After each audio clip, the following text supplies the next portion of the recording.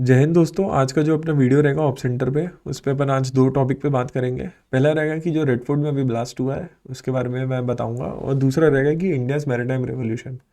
तो जो अभी रेड फोर्ट में ब्लास्ट हुआ है उसमें आपको सारी डिटेल्स तो वैसे ही पता चल गई होगी। आज मैं जब रिकॉर्ड कर रहा हूँ कि एनडीए ने बिहार में इलेक्शन भी जीत लिया है, तो उसके चक्कर में यानी जो खबर थी, जो ये पूरा चीज़ हुई, ये थोड़ी छुप चुकी है। पर जो रेड फोर्ट ब्लास्ट हुआ उसमें आपको सारी डिटेल्स ट्विटर पे मिल जाएंगी।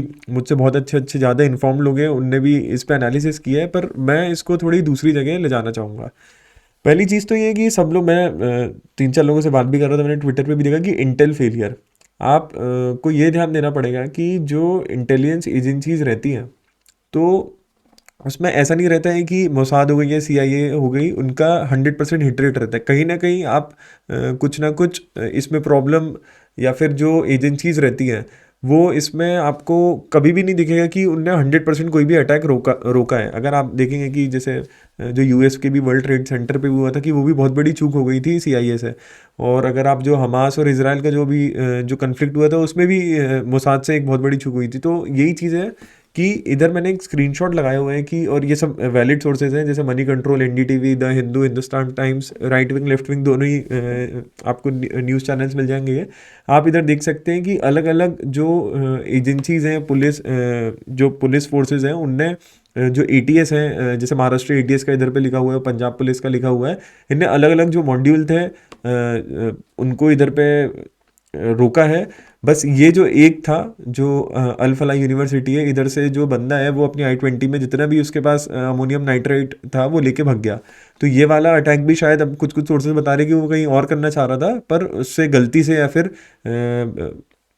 गलती से उससे हो गया, या फिर उसने, उसको ऐसा लग रहा था कि जो मेरे डेस्टिनेशन है उधर नहीं पहुंच पाऊंगा, उसके पहले ही मुझे मैं पकड़ा जाऊंगा, तो उसने उधर भी फोड़ लिया। तो वो अभी थोड़ा ग्रे एरिया, उसमें अभी अपन को आगे मिलेगी। पर ये है कि इंटेल फेलियर की अगर आप बात करेंगे, तो अजीत डोभाल जो उनके काउंटर पार्ट थे पाकिस्तान के, तो ये जो कोई ये वाली जो खबर है या फिर ये वाली जो स्टोरी है, इसको मैं कंफर्म नहीं कर सकता हूँ, पर जितना मैंने सुना है कि इनकी 2015-16 के अराउंड बात हुई थी दोनों एनएसए की, कि आप जम्मू कश्मीर को छोड़ के पूरे इंडिया में कहीं पर भी अब बॉम्बिंग नहीं होनी चाहिए। सीधा सिंपल सा एक मेरे ख्याल से अगर कांग्रेस के टाइम पे तो डोजियर बोलते, डोजियर इनने भेजा था कि डोजियर टाइप ही इनने बात करी थी, मतलब कि आप जम्मू कश्मीर को छोड़ के आप कहीं भी बॉम्बिंग नहीं करेंगे। और फिर इनका प्लान ये भी था कि 2019 के बाद तो वैसे भी जो आर्टिकल 370 जब हटा, उसके बाद तो वैसे भी जम्मू कश्मीर में भी कुछ भी ऐसे बॉम्बिंग नहीं हुई।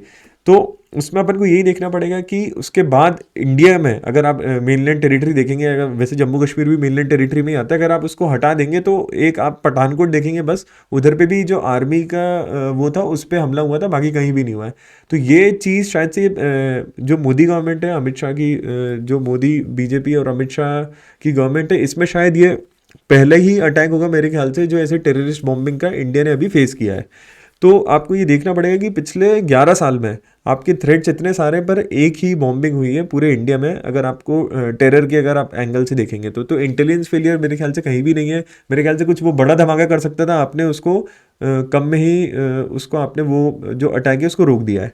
तो पहली चीज़ तो ये। दूसरी चीज़ ये है कि आपको इसको लार्जर पर्सपेक्टिव में देखना पड़ेगा। अभी जयपुर डायलॉग्स ने एक शत्रुबोध करके वो किया था, उनकी सबमिट हुई थी, इसमें बड़े बड़े स्पीकर्स भी आए थे, आनंद रंगनाथन हो गए, विष्णु शंकर जैन हो गए, अजीत भारती हो गए, आदि अचिंत हो गए, डीपी पांडे सर हो गए, ये लोग आए थे।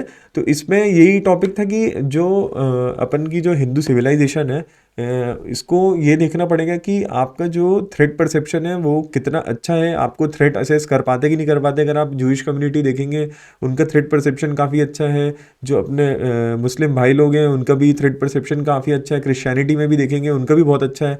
अगर आप थोड़ा सिविलाइजेशनली देखेंगे कि चाइनीज़ हो गए, तो उनका भी थ्रेट परसेप्शन काफ़ी अच्छा है। पर जो अपन हिंदूज़ हैं, अपन ने हमेशा जो अगर आप हज़ारों साल की भी हिस्ट्री उठा उठा के देखेंगे, तो अपन ने सबको बहुत ही अच्छे से वेलकम किया, पर अपन को उसका उतना ही जो क्या बोलूँगा कॉन्सिक्वेंसेज हैं वो भोगना भी पड़ा है। कि आपने गुलामी भी करी है, उसके बाद आपने उसके पहले जजिया भी भरा है, और अभी भी जो माइंडसेट अगर आप बहुत सारे लोगों का देखेंगे इंडिया में, अब धीरे धीरे थोड़ा थोड़ा चेंज होते जा रहा है 2019-18 के अराउंड, उसके बाद से, कि थोड़ा थोड़ा शत्रुबोध लोगों में आ रहा है। शत्रुबोध का मतलब कुछ ऐसा नहीं है कि आपको मिलिटेंट नेचर का होना है, पर आपको बस ये देखना है कि थ्रेट कहाँ से आ रहा है। अगर आपको लग रहा है कि बांग्लादेश से थ्रेट आ रहा है, तो आपको उसको एक्सेप्ट करना चाहिए और आपको उसको काउंटर करना चाहिए। तो शत्रुबोध का जो मेन मोटा मोटा सा जो सार है वो यही चीज़ है।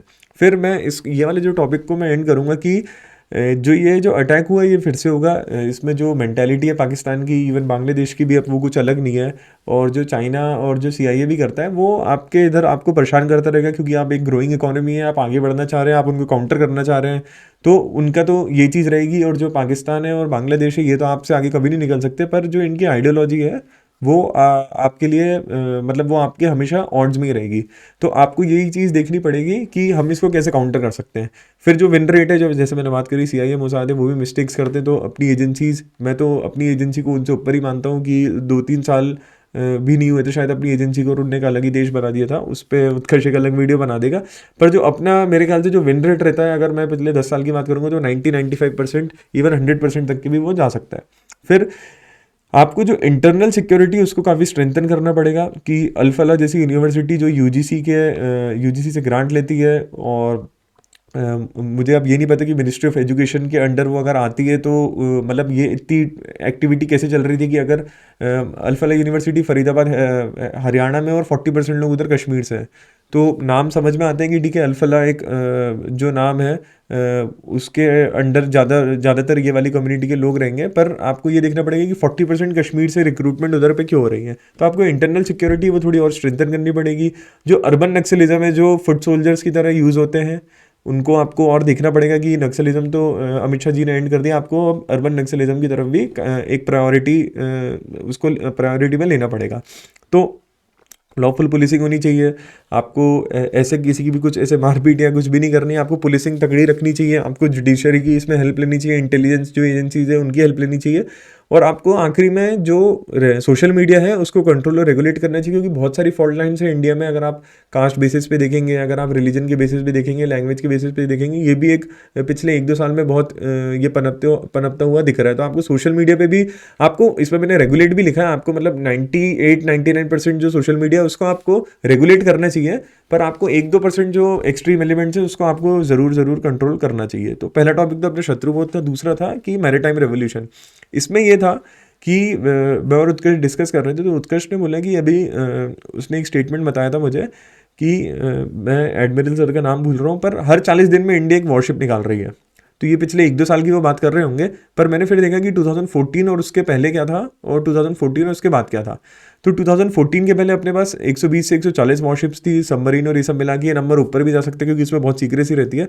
पर जो अपन को नंबर्स मिले अपन उससे एनालिसिस कर सकते हैं। तो आप ये देखेंगे कि अगर आप 1947 से 2014 तक की भी देखेंगे कि आप कम से कम 10 से 15 वॉरशिप्स ही आप डिप्लॉय कर पा रहे थे इंडियन ओशन टेरिटरी में। तो 14 से 24 के बीच में इसमें आपका जो रैपिड एक्सेलरेशन आया, major shift to domestic construction, 33 ships and 7 submarines. तो आपने पिछले 10 सालों में 40 से 45 वॉरशिप्स आपने उतार दिए इंडियन ओशन टेरिटरी में। तो ये एक बहुत ही रैपिड जंप इधर पे देखा है कि आपने पिछले 70 साल में बस 120 से 140 की थी, और पिछले 10 साल में ही 40 कर दी है। और अभी मेरे ख्याल से ये 2024 तक के नंबर है, 25-26 में तो और मेरे ख्याल से कम 10 से 15 वॉरशिप्स और आ चुकी है। तो इसका टेक अवे यही है कि अब जो 47 से 14 तक अपन स्टडी एक आपकी जो स्टडी कोर्स पे चल रही थी, और एक स्मॉल कॉलोनियल नेवी से आप एक क्रेडिबल रीजनल नेवी बने। बट 2014 के बाद आपने जो अपनी ग्रोथ दिखाई, एक जो स्ट्रक्चरल चेंज दिखाया, जैसे कि इधर मैंने लिखा है, वो एक बहुत ही अच्छे से विजिबल है। और इंडियन नेवी का यही चीज़ है कि अब बहुत एक्टिव रहती है, एक्सरसाइजेस करती है। इंडियन ओशन रीजन में एक नेट सिक्योरिटी प्रोवाइडर है, मैं वो आपको आखिरी में भी बताऊंगा। बहुत सारे बेसिस भी अपन ने एक्वायर किए। इस पर उत्कर्ष एक वीडियो आपको बना के ज़रूर दिखाएगा कि एक्सरसाइजेज और बेसिस कैसे इन्फ्लुएंस बढ़ा रहे हैं इंडिया का ग्लोबल साउथ में। तो इंडियन नेवी जो है वो एक्सपैंड कर रही है। मैं आपको अभी मैरीटाइम वीक का भी आखिरी में बताऊंगा, तो उसमें आपको अच्छे से और थोड़ा क्लियर हो जाएगा। दूसरी चीज़, शिपिंग सेक्टर। 2014 के पहले 0.4% ही जीडीपी का जो था वो शिपिंग सेक्टर से अपने इंडिया में आता था। मैचडॉक, जीआरएसी, कोचिन करके 2-3 कंपनियां हैं। तो ग्लोबल शिप बिल्डिंग में भी उतने अपन आगे नहीं थे, ना वॉरशिप्स कॉम्प्लेक्स वॉरशिप बना पाते थे। पर 2014 से जो पॉलिसी पुश आया, मेक इन इंडिया का, डिफेंस इंडियनाइजेशन का जो आया, मैरीटाइम विजन जो आया इंडिया का, उसमें जो मिनिस्ट्री है उसने ये बताया कि जो ऑर्डर बुक है वो एकदम से ग्रो हुई है। साउथ कोरिया और चाइना शिप बिल्डिंग में बहुत आगे है। दोनों शिप बिल्डिंग में अगर आप वॉरशिप भी लें और अगर आप नॉर्मल शिप भी लेंगे तो इंडिया का अब यही है टारगेट कि 2030 तक हमें टॉप 10 शिप बिल्डिंग में आना है, सेक्टर शिप बिल्डिंग नेशंस में आना है। और इसके लिए बहुत ही ज़्यादा इन्वेस्टमेंट जो ये आपका जो इंडियन मैरीटाइम वीक है इसमें अनाउंस करी थी अभी मोदी गवर्नमेंट ने। इसमें आप इधर से देख सकते हैं कि 2.2 लाख करोड़ की इन्वेस्टमेंट आई है। और इधर ये मैंने कार्गो हैंडलिंग का भी इधर मैंने डेटा डाल के रखा है। तो इसमें आपको ये देखना पड़ेगा कि 2.2 लाख करोड़ की अगर बस एक ही सेक्टर में आ रही है तो आप इसका अगर आप जीडीपी मल्टीप्लायर भी लगाएंगे कि 2.5 या फिर 3 भी मल्टीप्लायर रहेगा तो ये 6 से 7 लाख करोड़ का आपको शिपिंग सेक्टर में फ़ायदा देगा। इसमें अपन को मर्चेंट नेवी का भी यही था कि मर्चेंट नेवी में एक थोड़ा डेटा ऐसा था कि 2000s में ज़्यादा इसमें ग्रोथ आई थी। 2014 में उतनी ग्रोथ 2014 के बाद एक स्टेडी कोर्स पे चल रहा था, पर उतनी ग्रोथ नहीं आ पाई। इधर भी आपको जो आपकी कैपेसिटी और बढ़ानी चाहिए।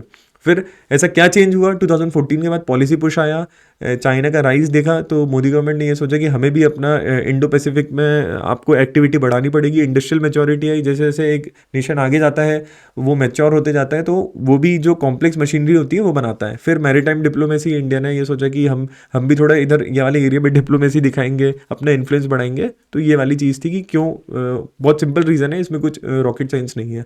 मैंने आपको मैरीटाइम वीक का बता ही दिया है। नेट सिक्योरिटी प्रोवाइडर बनना चाहते हैं इंडिया। ये जो पूरा है इधर रीजन है, बहुत सारे बेसेस हैं, उत्कर्ष आपको वीडियो बना के बताएगा। तो इधर पे कोई भी कुछ भी हरकत नहीं कर पाएगा और अपन अपना जो ग्लोबल इन्फ्लुएंस है इधर अच्छे से बना पाएंगे।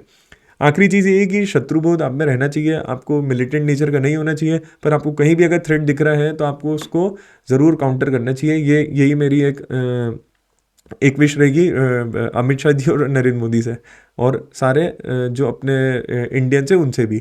आखिरी चीज़ है कि India will control the Indo Pacific routes. जी हाँ, इंडिया ज़रूर कंट्रोल करेगा। अगर ऐसी विजन चलता रहा तो 2035 तक अपन एक बहुत ही बड़ी नेवी बन के निकलेंगे और चाइना यूएस अपन किसी को भी काउंटर कर सकते हैं।